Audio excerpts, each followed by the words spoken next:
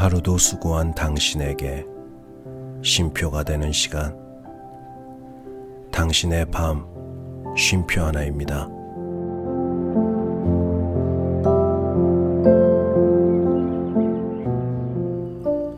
안녕하세요. 남자 사람입니다. 친구가 되는 조건. 여러분들은 친구가 되는 조건이 뭐라고 생각하세요? 어릴 때는 나이가 중요했던 것 같아요. 학교를 다니니까 주위에 동갑이 당연히 많았고, 또 많은 시간을 학교에서 보내게 되잖아요. 그러다 보니까 친구에 대해 친구가 되는 그 조건이, 나이라는 그 조건이 굉장히 크게 작용을 하지 않았나 라는 생각이 듭니다. 하지만 이제는 그렇지 않은 것 같아요. 만약 친구가 되는 그런 조건이 나이라면은 학교 다닐 때도 그 반 친구, 반 전체 그런 친구들과 전부 친해졌을 테니까요. 하지만 저는 그러지는 못했거든요. 친구가 되는 조건은 얼마나 나와 잘 맞는지, 또는 그 사람이 얼마나 편하게 느껴지는지, 그런 거 아닐까요? 친구와 있을 때는 항상 즐겁잖아요. 네. 나이는 정말 그냥 숫자인 것 같습니다. 그럼 오늘은 애니 어떤 새로운 친구를 사귀게 되는지 한번 이야기를 시작해 보도록 하겠습니다. 빨간 머리엔 21번째 이야기. 당신의 밤 쉼표가 되는 시간, 그럼 시작해 보도록 하겠습니다. 재밌게 들어주세요.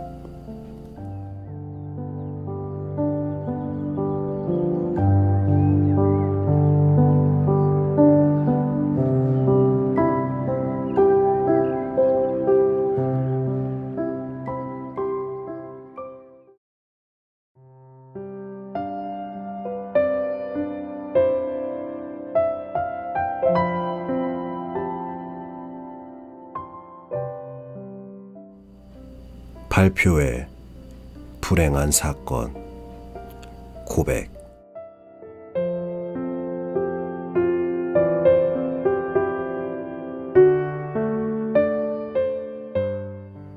마릴라 아주머니, 다이애나 만나러 잠깐 다녀와도 돼요? 2월 어느 날 저녁, 앤이 제 방에서 허겁지겁 뛰어내려오며 물었다. 마릴라가 무뚝뚝하게 대답했다. 날도 어두운데 왜 돌아다니려는지 모르겠구나. 학교에서 집까지 다이애나와 함께 걸어와 30분이 넘게 눈 속에서 신나게 제잘되지 않았니? 그러고도 부족해서 또 만나겠다는 거야?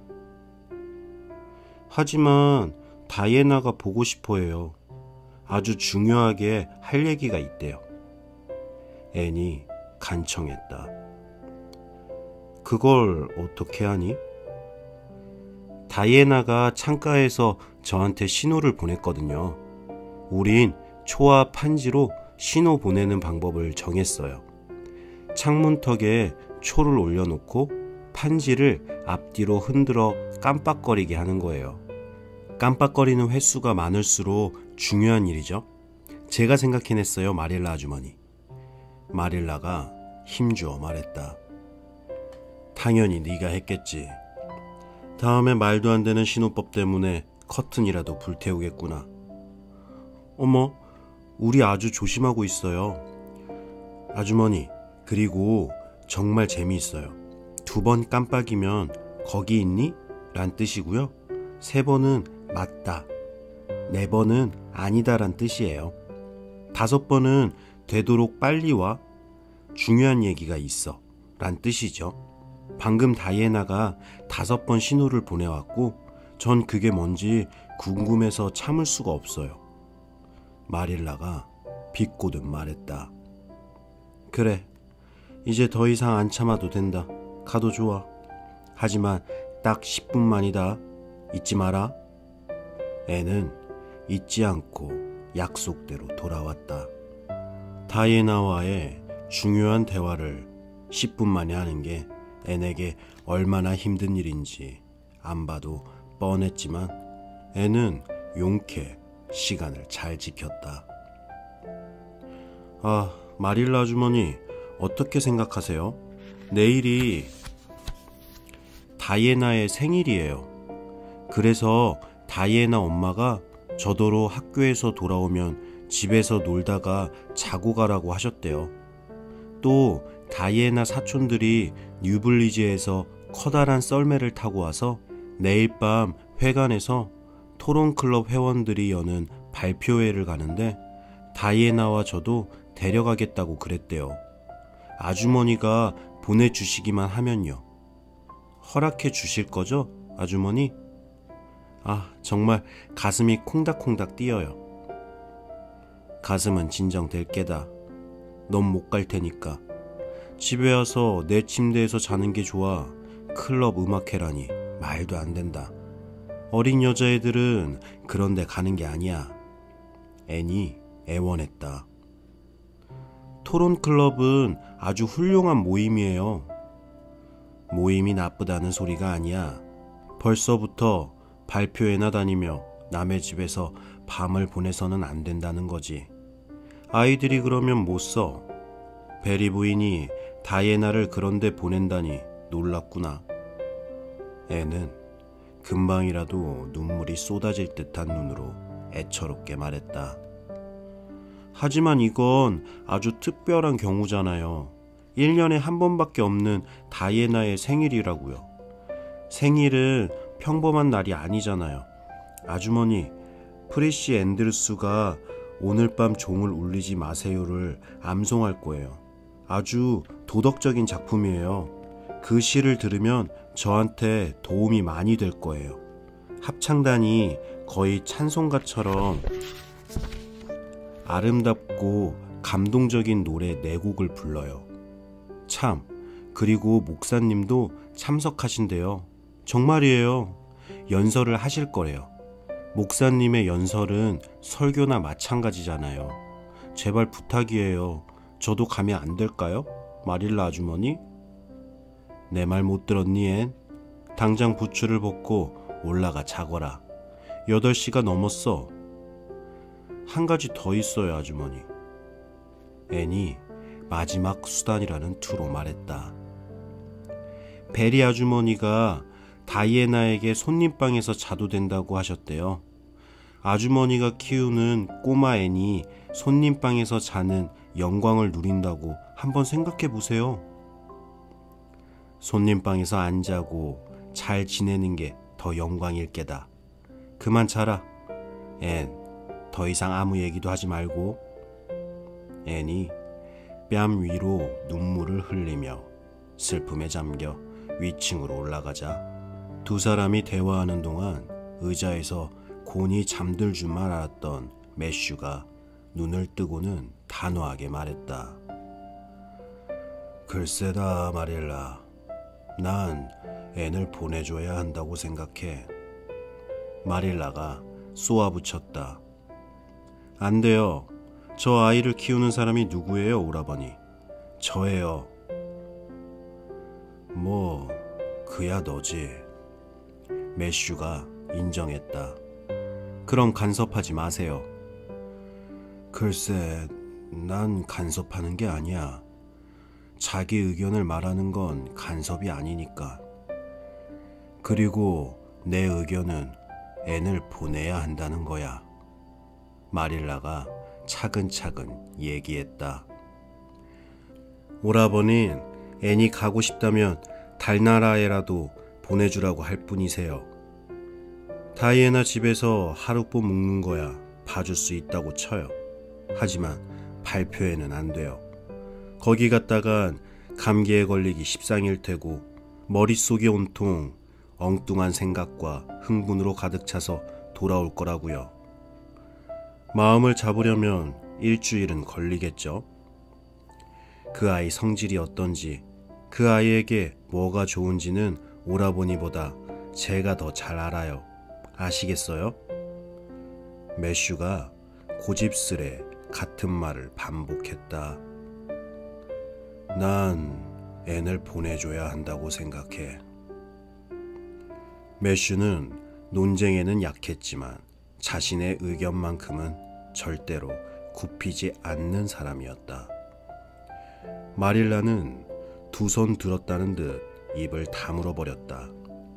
다음 날 아침, 앤이 부엌에서 설거지를 하고 있을 때 매슈가 헛간으로 나가다 말고 마릴라에게 다시 말했다. 앤을 보내주는 게 좋겠어, 마릴라. 마릴라는 기가 차서 잠시 할 말을 잃었다. 그러다 어쩔 수 없다는 듯 마음을 접고는 뾰족하게 말했다. 좋아요. 보내줄게요. 그래야 오라버니 마음이 편하겠다면 그렇게 하겠어요. 앤이 물이 뚝뚝 떨어지는 행주를 든 채 부엌으로 뛰어나왔다. 마릴라 아주머니, 그 축복같이 행복한 말씀 다시 한번 해주세요. 한 번 말했으면 됐다. 이건 매슈 오라버니 생각이지 내 뜻과는 상관없다. 내가 한밤중에 후끈한 회관에서 나오다가 아니면 남의 집에서 자다가 폐렴에 걸리더라도 오라버니를 원망하지 날 원망하지 마라, 앤셜리. 기름기 있는 물이 바닥에 떨어지잖니. 너처럼 조심성 없는 애는 정말이지 처음 봤구나. 앤이 뉘우치며 말했다. 네, 제가 아주머니께 큰 골칫거리라는 거 알아요. 워낙 실수를 많이 하니까요.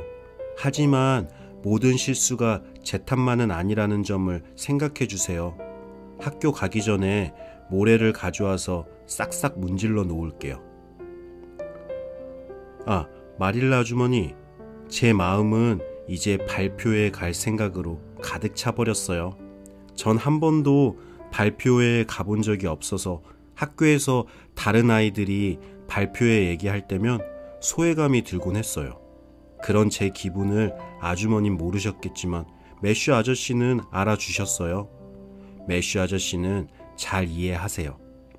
이해받는다는 건 정말 근사한 일이에요. 마릴라 아주머니. 그날 아침, 앤은 너무 흥분한 나머지 학교에서 제대로 공부를 할 수가 없었다.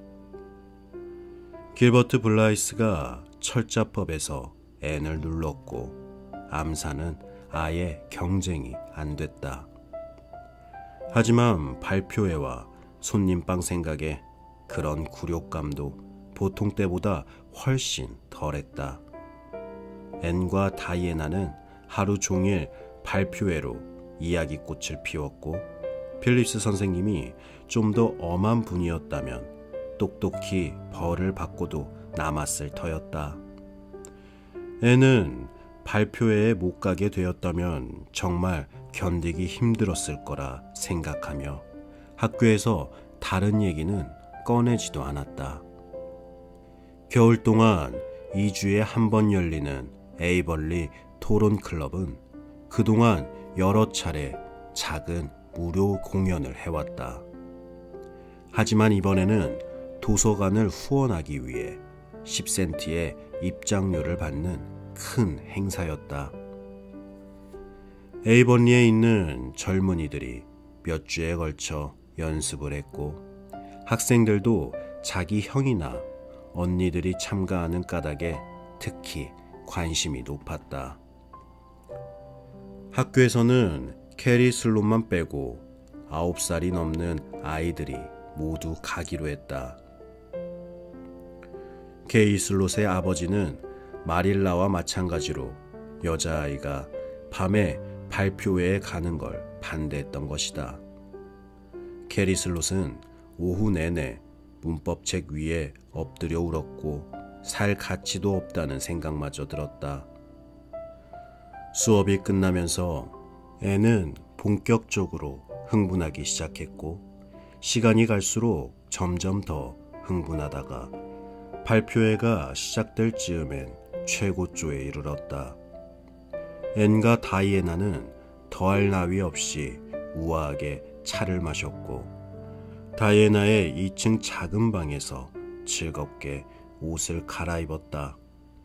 다이애나가 앤의 앞머리를 새로운 스타일로 볼록하게 빗어 올렸고 앤은 자신만의 독특한 솜씨를 발휘해 다이애나의 리본을 매주었다. 뒷머리는 적어도 6번은 이랬다 저랬다 하며 모양을 바꿔댔다. 마침내 준비가 끝났다. 아이들은 흥분으로 볼이 빨갛게 달아올랐으며 눈망울은 반짝반짝 빛났다. 솔직히 애는 자신의 밋밋한 검정 모자며 집에서 만든 볼품없고 소매가 좁은 잿빛 코트가 다이애나의 멋진 털모자며 귀여운 재킷을 비교해보면 어쩔 수 없이 속상한 마음이 들기도 했다. 하지만 이내 상상력을 발휘하면 된다는 생각이 들었다. 뉴블리지에서 다이애나의 사촌인 머레이 집안 아이들이 왔다. 다들 밀집과 털 담요에 둘러싸인 채 커다란 썰매에 빽빽히 앉아 있었다. 애는 회관까지 가는 길이 무척 즐거웠다.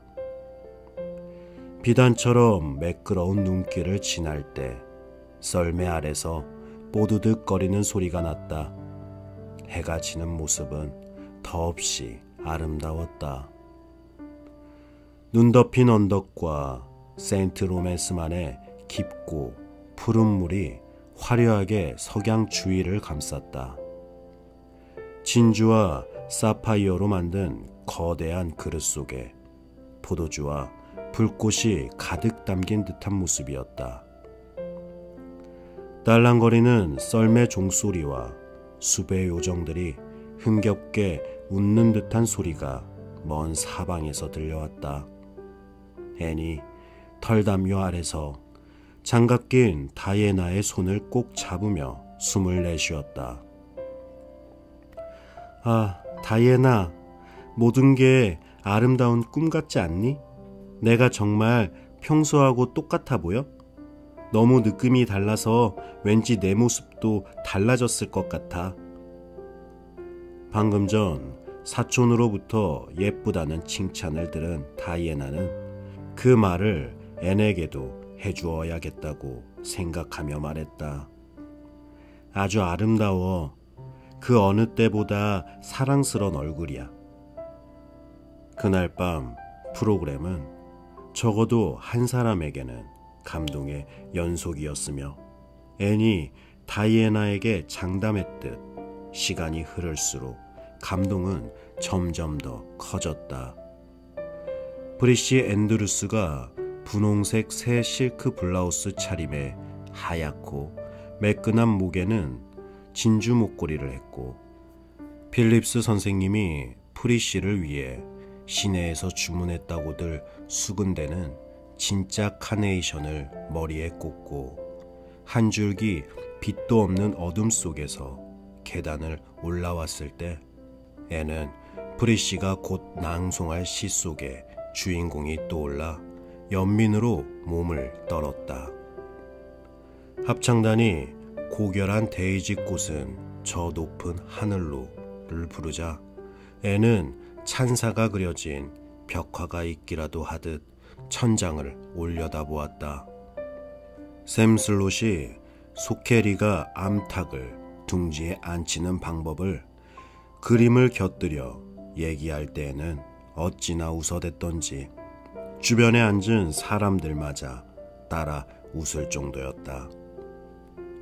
에이번리에서도 한물간 얘기를 듣고 즐거워서 웃었다기보다는 앤을 보고 덩달아 웃은 사람이 더 많았다. 필립스 선생님이 마크 안토니우스가 시저의 주검 앞에서 했던 연설을 한 소절이 끝날 때마다 프리시 앤드루스를 보며 열정적으로 웅변하자 앤은 로마 시민이 한 명이라도 앞장섰다면 그 자리에서 당장 일어나 반란을 일으킬 수 있을 것 같은 느낌에 사로잡혔다. 오직 한 프로그램만이 앤의 관심을 끌지 못했다. 길버트 블라이스가 라인 강변의 빙겐을 암송할 때 앤은 시가 다 끝날 때까지 로다 머레이가 도서관에서 빌려온 책을 읽었고, 다이애나가 손바닥이 얼얼하도록 박수를 치는 동안에도 꼼짝 않고 뻣뻣이 앉아있기만 했다. 앤과 다이애나가 집에서 돌아온 시각은 11시였다. 그렇게 지치도록 놀았으면서도 둘은 아직 남아있는 커다란 즐거움을 생각하며 쉴 새 없이 제잘거렸다. 다들 잠이 들었는지 집안은 깜깜하고 조용했다. 앤과 다이애나는 까치발을 하고 손님방으로 통하는 길고 좁은 응접실로 들어갔다. 응접실은 기분 좋고 따뜻했고 벽난로에서는 타다 남은 불씨가 희미하게 빛나고 있었다. 다이애나가 입을 열었다. 우린 여기서 옷 벗자. 정말 따뜻하고 좋다. 앤이 행복에 젖어 한숨을 내쉬었다. 오늘 정말 재미있지 않았니? 무대에 서서 시를 낭송하는 건 아주 멋진 일일 거야. 우리에게도 그럴 기회가 있을까, 다이애나? 그럼 물론이지. 언젠가 그런 날이 올 거야. 항상 상급생들에게 시를 낭송하게 하니까. 길버트 블라이스는 우리보다 2살밖에 많지 않은데도 몇 번이나 참가했는걸? 참, 앤, 넌 왜 길버트가 낭송할 때 듣지 않는 척했니? 길버트는 제게는 누이가 아닌 또 다른 여자가 있습니다. 라는 구절을 읽을 때 널 똑바로 쳐다봤어. 앤이 진지하게 말했다. 다이애나, 넌 내 마음의 친구야. 하지만 그의 얘기만은 하지 말아줘. 자, 잘 준비 다 됐지? 침대까지 누가 먼저 가나 시합할까? 다이애나도 앤의 생각이 마음에 들었다. 하얀 옷을 입은 두 아이는 긴 응접실을 날듯이 가로질러 손님방으로 들어가서는 동시에 침대로 뛰어들었다. 순간 밑에서 무언가가 꿈틀하더니 숨막힌 듯 아이쿠 하고 외치는 소리가 희미하게 새어나왔다. 앤과 다이애나는 너무 놀란 나머지 어떻게 침대에서 내려와 방을 나왔는지 기억도 나지 않았다. 정신을 차려보니 미친 듯이 이 방을 나온 뒤 벌벌 떨며 살금살금 2층으로 올라가고 있는 중이었다. 앤이 추위와 두려움으로 이빨을 부딪히며 소곤거렸다. 세상에, 그게 뭐였니? 다이애나가 숨이 넘어갈 정도로 웃었다. 조세핀 할머니야. 어떻게 거기 계시는지 모르겠지만 조세핀 할머니가 맞아. 어쩌면 할머니가 화를 많이 내실 텐데 큰일 났네. 정말 큰일이야. 그래도 너무 웃기지 않니, 앤? 조세핀 할머니가 누구야? 우리 아빠 숙모 되시는 분인데 셜롯타운에 사셔. 연세가 70쯤 되셨나? 아무튼 아주 많아. 그분에게도 어린 시절이 있었을까 싶을 정도로 말이야. 우리 집에 오실 거라는 건 알았지만 이렇게 빨리 오실 줄은 몰랐어. 워낙에 깐깐하고 엄한 분이시라 이 일로 호되게 야단을 치실 게 분명해. 우린 미니메이 방에서 자야겠다. 걔가 얼마나 몸부림을 치는지 넌 상상도 못할 거야. 조세핀 베리 할머니는 다음날 아침 식사 시간에 나타나지 않았다.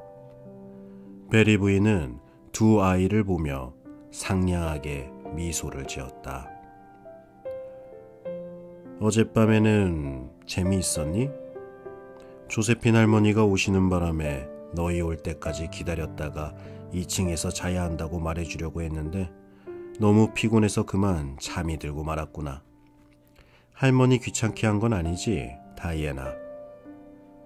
다이애나는 신중하게 침묵을 지켰지만 식탁 너머로 앤과 양심에 찔리면서도 재미있다는 듯 은근히 미소를 주고받았다.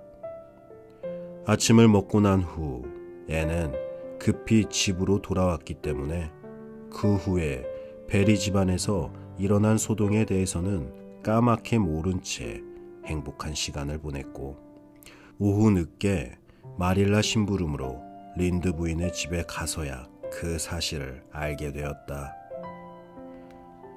그래, 어젯밤 불쌍한 베리 할머니가 너하고 다이애나 때문에 놀라 돌아가실 뻔했다며?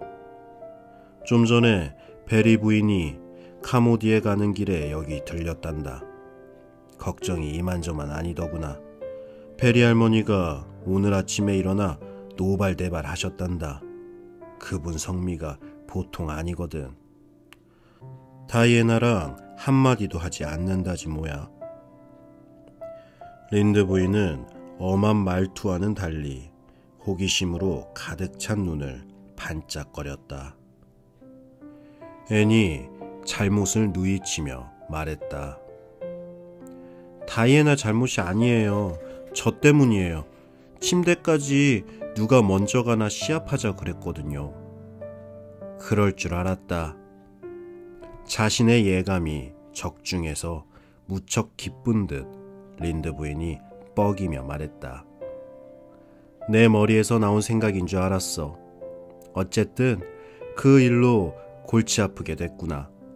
베리 할머니는 원래 다이애나 집에서 한 달간 묵을 예정이었지만 하루도 더 있기 싫다면서 일요일인 내일 당장 돌아가겠다고 했단다. 데려다 줄 사람만 있었으면 오늘이라도 가셨을 거야. 다이애나를 위해 석 달치 음악 수업료를 대주시겠다고 약속했는데 그런 선머슴 같은 애한테는 이제 한 푼도 줄 수 없다고 했다더구나. 그 집 사람들 오늘 아침에 진땀 꽤나 흘렸을 게다. 다들 속이 좀 쓰렸을걸. 베리 할머니가 돈 많은 부자라 잘 보이고 싶어 하거든. 물론 베리 부인이 그런 말을 한 건 아니지만 사람 마음이란 게 다 그런 거 아니겠니?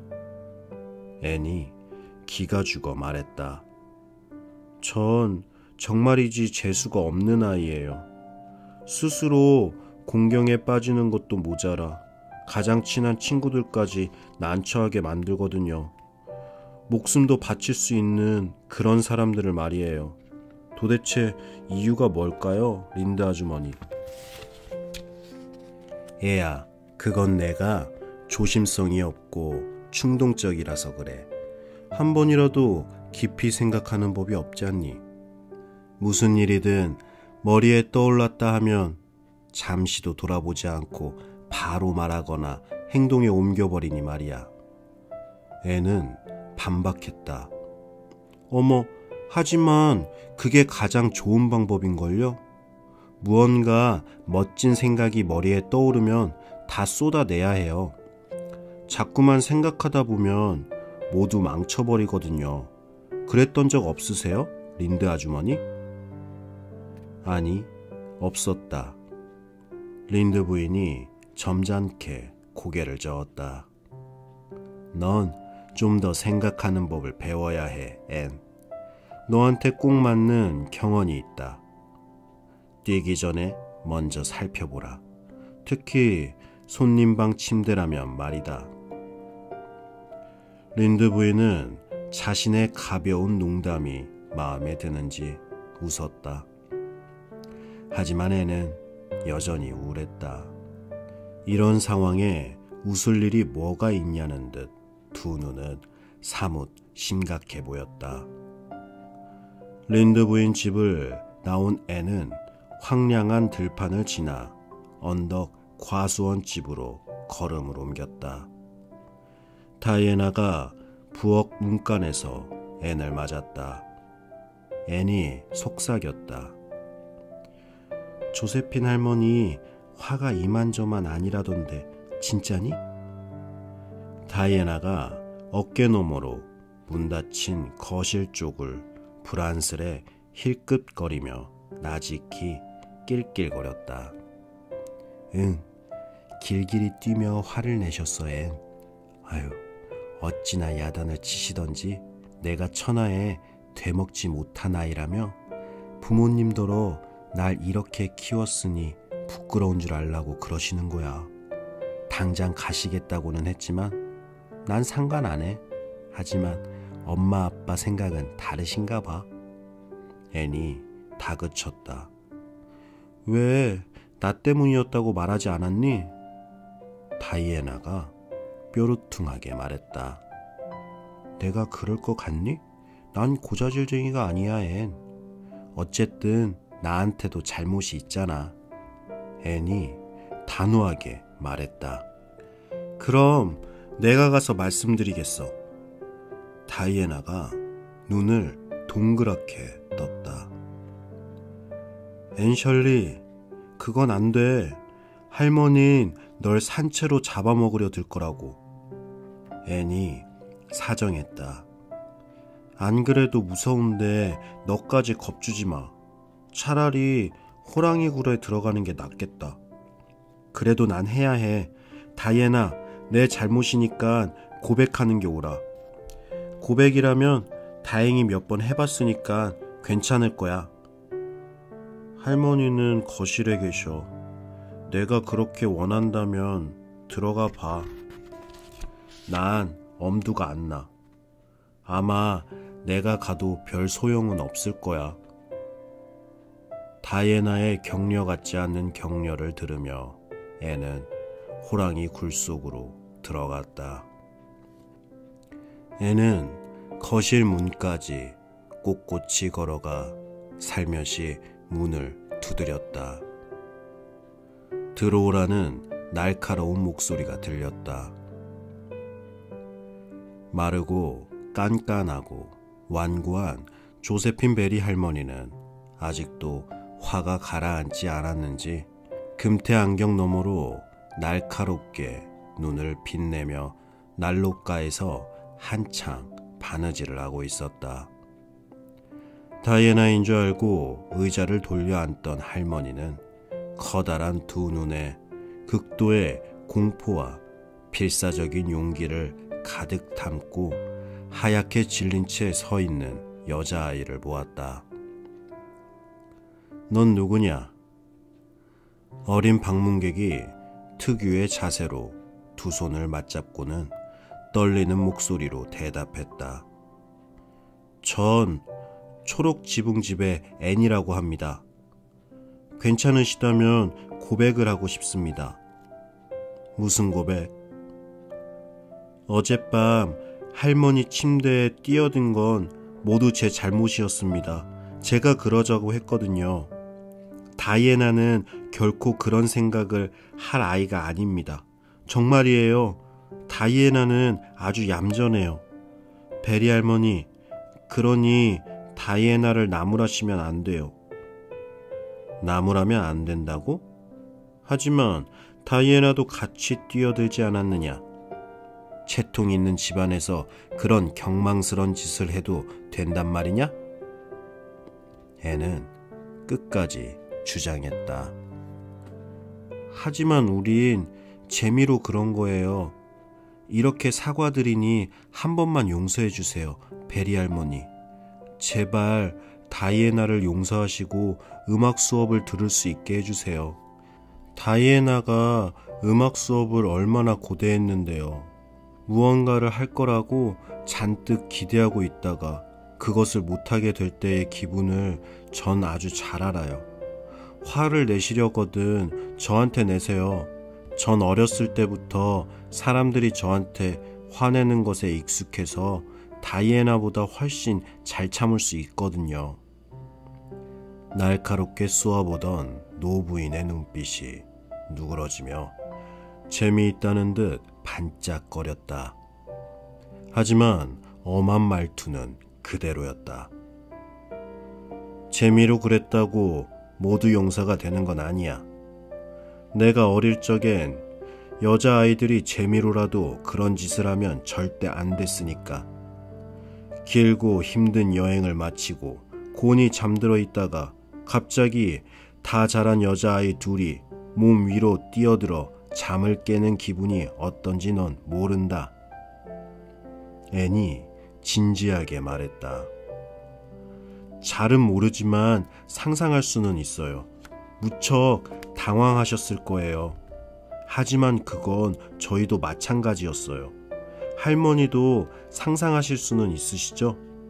만약 그렇다면 저희 입장이 되어 한번 생각해 보세요. 저희는 침대에 누가 있는 줄 몰랐다가 까무러쳐 죽는 줄 알았다고요. 얼마나 놀랐는데요. 게다가 저희는 허락받은 손님방에서 자지도 못했어요. 할머니야 손님방에서 주무신 적이 많겠지만, 하지만 할머니가 한 번도 그런 대접을 받지 못한 어린 고아였다면 어떤 기분이었을지 한번 상상해 보세요. 이제 노부인의 노여움은 모두 사라졌다. 베리 할머니가 웃음을 터뜨렸다. 문밖 부엌에서 가슴을 졸이며 말없이 기다리던 다이애나는 할머니의 웃음소리를 듣고 안도의 한숨을 크게 내쉬었다. 내 상상력이 녹슬지 않았는지 모르겠다. 쓴 지가 하도 오래되어서 말이야. 듣고 보니 네 말도 일리가 있는 것 같구나. 모든 게 보는 입장에 따라 다른 법이니까. 그래, 자리에 앉아서 내 얘기나 좀 해보려무나. 앤이 단호하게 말했다. 정말 죄송하지만 그럴 수는 없어요. 저도 할머니가 재미있는 분 같고 보기와 달리 마음도 잘 통할 것 같아서 계속 이야기를 나누고 싶어요. 하지만 전 마릴라 아주머니께 돌아가야 해요. 마릴라 아주머니는 저를 맡아 올바르게 키워주시는 아주 친절한 분이세요. 아주머니는 늘 최선을 다하시지만 저 때문에 실망하실 때가 많죠. 제가 침대에 뛰어들었다고 아주머니를 탓하시면 안 돼요. 하지만 제가 가기 전에 다이애나를 용서해 주시고 예정하신 만큼 에이번리에 머무르시겠다고 말씀해 주시면 좋겠어요. 내가 가끔 들려 얘기를 해준다면 그래 보도록 하마. 그날 저녁 베리 할머니는 다이애나에게 은팔찌를 주었고 집안 어른들에게는 여행 가방을 다시 풀어놓으라고 말했다. 베리 할머니가 솔직하게 말했다. 앤이라는 아이와 좀 더 친해지고 싶어서 마음을 바꾸었단다. 참 재미있는 아이야. 내 나이가 되면 재미있는 말동무를 찾기가 힘든 법이거든. 마릴라는 그 이야기를 전해 듣고 단지 한마디만 했다. 그러게 제가 뭘 했어요. 이 말은 매슈를 두고 한 말이었다.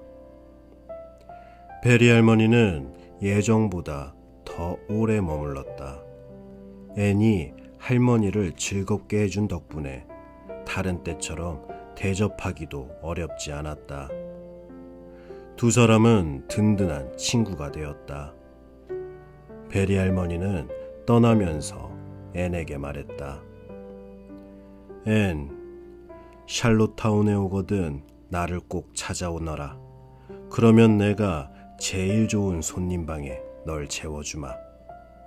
앤이 마릴라에게 마음을 털어놓았다. 베리 할머니는 결국 마음이 잘 통하는 분이었어요. 모습만 보면 그런 생각이 들지 않을지 몰라도 사실은 그랬던 거예요. 매슈 아저씨처럼 처음 보고 딱 알아차릴 순 없지만 시간이 흐르면서 알게 됐어요. 제가 생각했던 것처럼 마음 맞는 사람이 그렇게 드문 건 아닌가 봐요. 세상에 그런 사람이 많다는 걸 알게 돼서 정말 기뻐요.